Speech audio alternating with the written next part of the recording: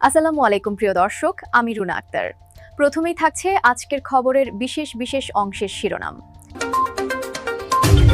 দিব এবার অবশেষে মরণ কামড় দিতে মাঠে নেমেছে আওয়ামী লীগ। শেখ হাসিনা বক্তব্যে ঘুরিয়ে দিল রাজনৈতিক মোড়। ছাত্রলীগ নেতা সাদ্দামের স্ত্রী এবং বাচ্চার ঘটনায় নতুন মোড়। শেষ রক্ষা হল না ডক্টর ইউনুসের।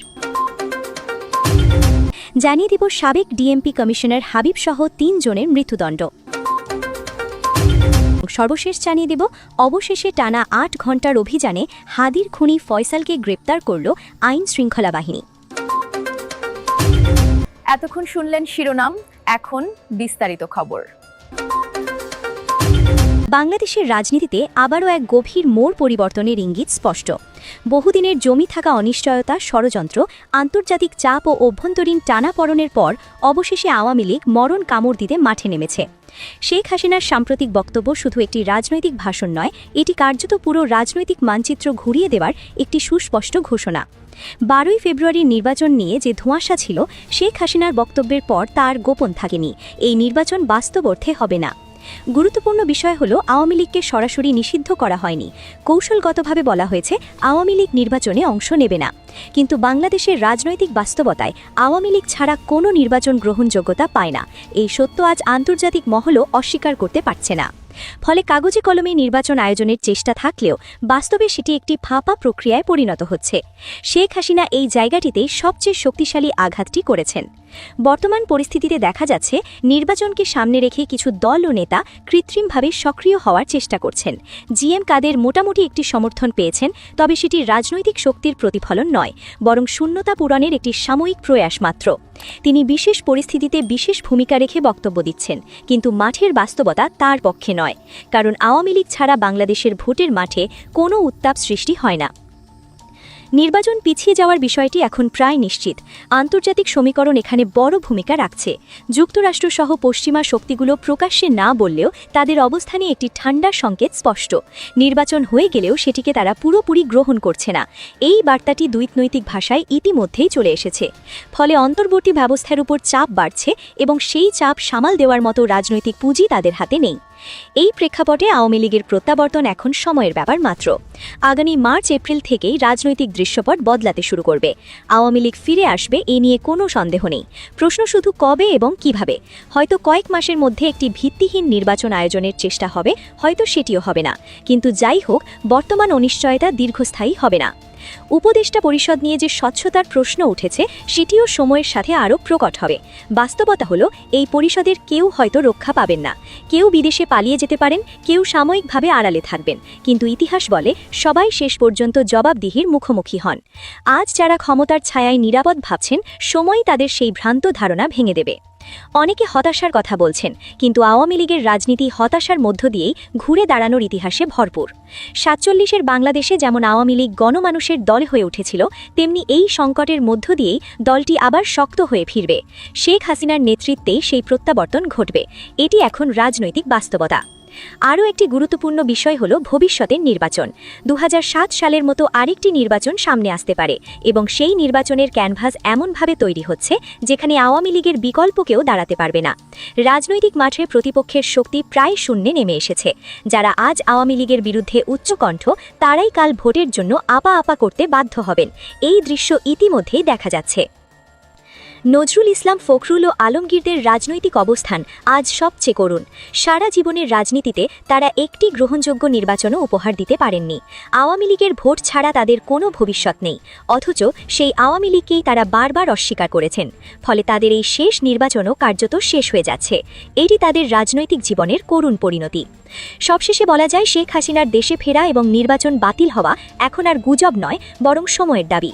রাজনৈতিক বাস্তবতা, আন্তর্জাতিক সমীকরণ এবং জনগণের নীরব সমর্থন সব মিলিয়ে আওয়ামী লীগের প্রত্যাবর্তন অবশ্যম্ভাবী।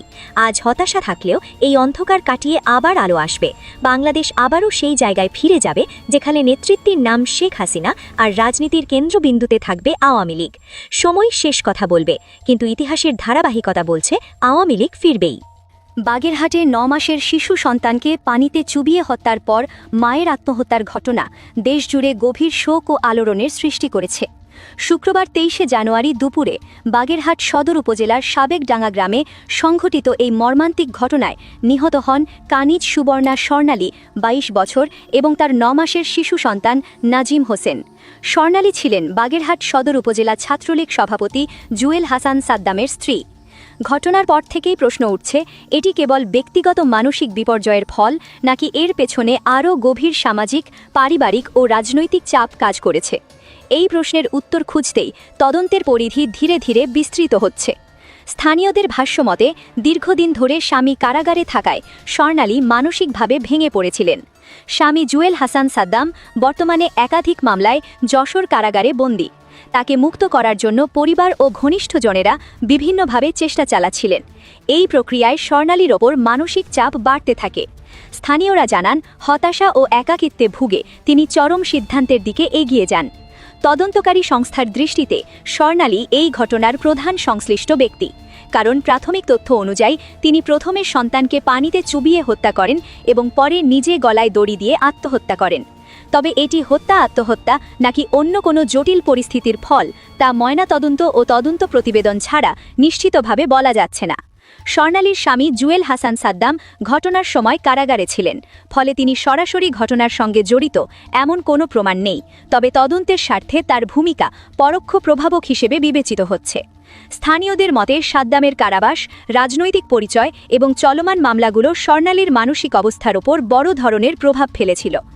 আইনগতভাবে এটি অপরাধ নয়, তবে তদন্তে দেখা হচ্ছে কারাবন্দী অবস্থায় কোনো মানসিক চাপ, পারিবারিক নির্দেশনা বা যোগাযোগ ছিল কিনা যা স্বর্ণালীর সিদ্ধান্তকে প্রভাবিত করতে পারে। সাদ্দামের বাড়িতে স্বর্ণালী তার শাশুড়ি, ননদ ও সন্তানসহ বসবাস করতেন। তদন্তে পরিবারের অন্য সদস্যের ভূমিকা গুরুত্বপূর্ণ হয়ে উঠছে। পুলিশ খতিয়ে দেখছে স্বর্ণালীর সঙ্গে পরিবারের সদস্যদের সম্পর্ক কেমন ছিল, কোনো পারিবারিক কলহ, চাপ বা নির্যাতনের অভিযোগ ছিল কিনা, ঘটনার আগে স্বর্ণালীর আচরণে অস্বাভাবিক কিছু লক্ষ্য করা হয়েছিল কিনা। এখনও পর্যন্ত পরিবারের বিরুদ্ধে সরাসরি কোনো অভিযোগ পাওয়া যায়নি, তবে তদন্তে পরিবারের সদস্যদের জিজ্ঞাসাবাদ করা হচ্ছে, যা এই ধরনের ঘটনায় একটি স্বাভাবিক আইনি প্রক্রিয়া। ঘটনার পেছনের রাজনৈতিক বাস্তবতাও একটি গুরুত্বপূর্ণ প্রেক্ষাপট হিসেবে বিবেচিত হচ্ছে। স্থানীয়রা জানান, গত 5ই আগস্ট ছাত্র জনতার অভ্যুত্থানের পর গোপালগঞ্জ থেকে গ্রেপ্তার হন জুয়েল হাসান সাদ্দাম।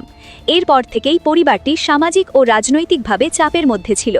স্বর্ণালী নিজে সরাসরি কোনো রাজনৈতিক পদে না থাকলেও স্বামীর রাজনৈতিক পরিচয়ের কারণে সামাজিক দৃষ্টিভঙ্গি ও চাপ তার মানসিক অবস্থাকে প্রভাবিত করতে পারে। এই দিকটিও তদন্তে গুরুত্ব পাচ্ছে। বাগেরহাট সদর থানার ওসি মোহাম্মদ মাসুম খান জানান, স্থানীয়দের মাধ্যমে সংবাদ পেয়ে পুলিশ ঘটনাস্থল থেকে স্বর্ণালী ও তার শিশু সন্তানের মরদেহ উদ্ধার করে। লাশ দুটি ময়না তদন্তের জন্য বাগেরহাট জেলা হাসপাতালের মর্গে পাঠানো হয়েছে। তিনি বলেন, ময়না তদন্তের প্রতিবেদন পাওয়ার পর নিশ্চিত হওয়া যাবে এটি আত্মহত্যা নাকি অন্য কোনো অপরাধমূলক ঘটনা। আপাতত অপমৃত্যু মামলা হিসেবে বিষয়টি তদন্তাধীন রয়েছে। আইনি ও তদন্তের ভাষায় এই ঘটনায় যাদের নাম আসছে: 1. কানিজ সুবর্ণা স্বর্ণালী, প্রধান সংশ্লিষ্ট ব্যক্তি প্রাথমিক তথ্য অনুযায়ী। 2.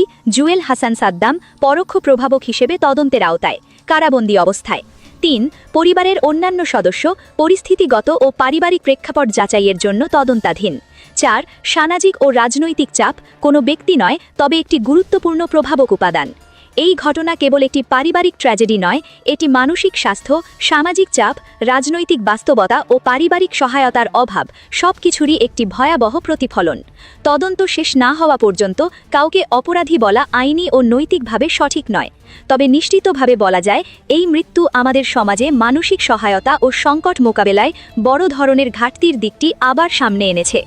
2024 সালের 5 অগস্ট রাজধানীর চানখারপুলে সংঘটিত 6 জন নিরস্ত্র মানুষের হত্যাকাণ্ডের ঘটনায় বাংলাদেশের বিচারিক ইতিহাসে আরেকটি নজিরবিহীন রায় ঘোষণা করেছে আন্তর্জাতিক অপরাধ ট্রাইব্যুনাল। এই মামলায় সাবেক ডিএমপি কমিশনার হাবিবুর রহমান সহ 3 জনকে মৃত্যুদণ্ড দিয়েছেন ট্রাইব্যুনাল 1। জুলাই গণ অভ্যুত্থানের সময় সংঘটিত মানবতাবিরোধী অপরাধের বিচার প্রক্রিয়ায় এটি দ্বিতীয় রায়, যা দেশ জুড়ে ব্যাপক প্রতিক্রিয়া সৃষ্টি করেছে। সোমবার দুপুর 12:30টায় আন্তর্জাতিক অপরাধ ট্রাইব্যুনাল 1-এর চেয়ারম্যান বিচারপতি মোহাম্মদ গোলাম মর্তুজা মজুমদারের নেতৃত্বে 3 সদস্যের বিচারিক প্যানেল এই রায় ঘোষণা করেন।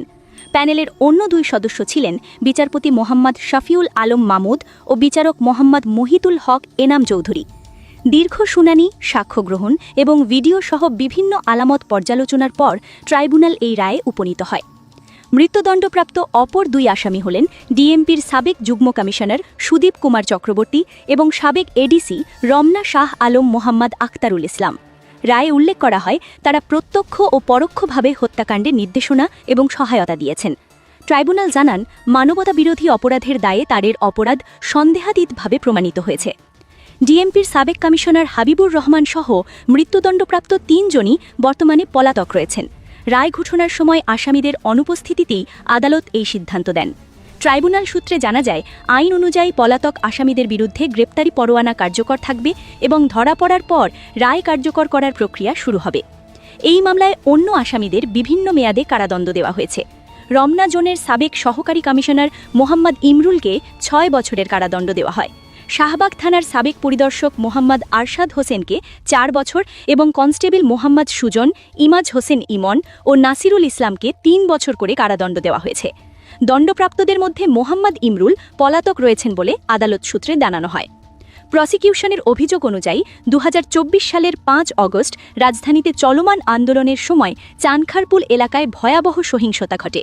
ওই দিন ডিএমপি কমিশনার হাবিবুর রহমান। দর্শক, আজকের খবর এই পর্যন্তই। আরও নিত্য নতুন খবর পেতে আমাদের চ্যানেলটি সাবস্ক্রাইব করুন, লাইক, কমেন্ট ও শেয়ার করে পাশে থাকুন। ধন্যবাদ।